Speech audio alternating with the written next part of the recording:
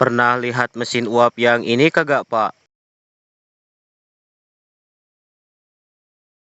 Nah, kira-kira apa yang paling menonjol dari mesin ini?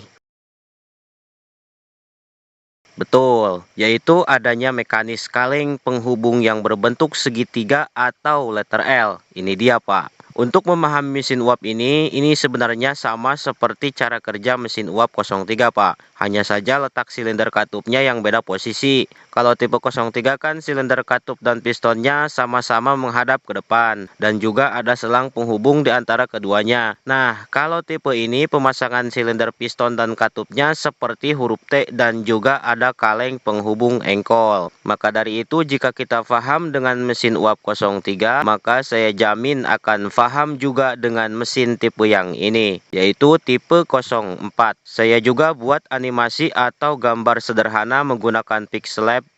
Ini adalah lubang tempat di mana uap masuk yang dihubungkan melalui selang pada boiler. Ini adalah silinder katup yang memiliki piston valve atau piston katup. Dan ini adalah kaleng penghubung antara batang engkol dengan batang katup yang berbentuk segitiga atau letter L. Silinder katup juga memiliki lubang di bagian tengah yang sejajar sebagaimana lubang silinder piston. Cara kerjanya pertama katup bolak-balik pada lubang tengah ini. Ketika katup di posisi kanan, maka otomatis akan membuka lubang tengah ini dan memberikan celah untuk uap masuk ke silinder piston dan mendorong piston sampai ke titik bawah. Ketika piston sudah di titik bawah, maka katup akan berpindah ke posisi kiri dan memblokir uap sejenak, sehingga memberikan celah piston untuk balik ke titik atas sambil membuang uap yang sudah masuk tadi melalui lubang tengah dan terbuang ke jalur batang katup. Itulah sebabnya kenapa mesin ini selalu ngebul pada bagian silinder batang katup. Ini adalah jalur pembuangan, Pak.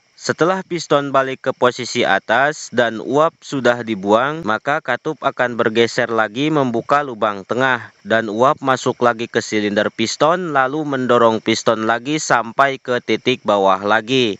Begitu seterusnya dan ini terjadi secara berulang-ulang secara terus-menerus sampai uapnya habis, Pak. Pertanyaannya, kok bisa pas-pasan? Katup bergeser otomatis menutup buka. Jawabannya ada pada tata letak batang engkol. Maka dari itulah kenapa dua batang engkol ini harus disetting seperti huruf L atau L terbalik agar katupnya ngepas pada saat harus masuk dan pada saat harus buang dari bolak-baliknya piston ini. Mungkin juga ada pertanyaan seperti ini, Bang, saya pernah bikin mesin ini, tapi kok bukannya muter malah cuma kompresi ya? Apa ada yang pernah mengalami hal seperti itu, Pak? Saya akan coba pecahkan masalah itu. Masalah pertama, ya memang benar mesin ini cuma bisa kompresi kalau tekanan uapnya kurang besar. Jadi mesin ini membutuhkan tekanan uap yang besar untuk menghasilkan putaran roda. Itulah sebabnya kenapa di channel Kerajinan Unik pas mau menyalakan mesin ini ada tulisan seperti ini, Pak. Ternyata mesin sulit bergerak karena perapian kurang besar. Jika perapian kurang besar alias sedikit,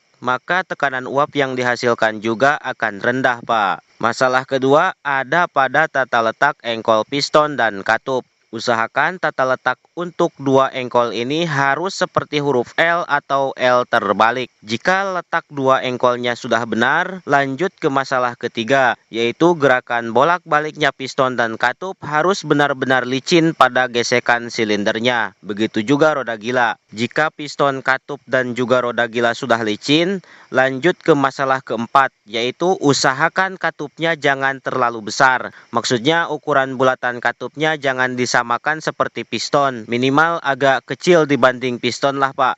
Karena memang uap terus-menerus menekan katup.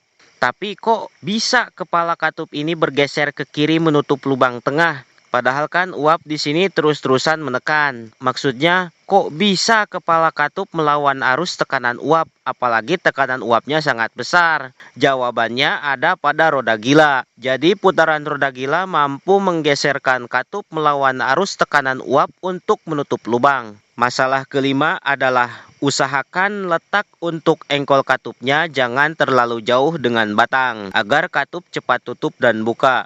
Masalah keenam, jangan menggunakan piston, katup, dan silinder dari bahan yang bersifat plastik, misalnya pipa paralon dan lain sebagainya. Tapi yang lainnya gak apa-apa. Ya, kecuali untuk mesin angin atau mesin tenaga angin. Kalau untuk uap gak bisa, Pak. Karena sifat plastik ketika terkena uap panas akan menghasilkan gesekan yang kesat. Itulah Pak 6 masalah paling pokok yang mempengaruhi putaran pada mesin uap ini. Selebihnya silahkan pikirkan sendiri baiklah Pak.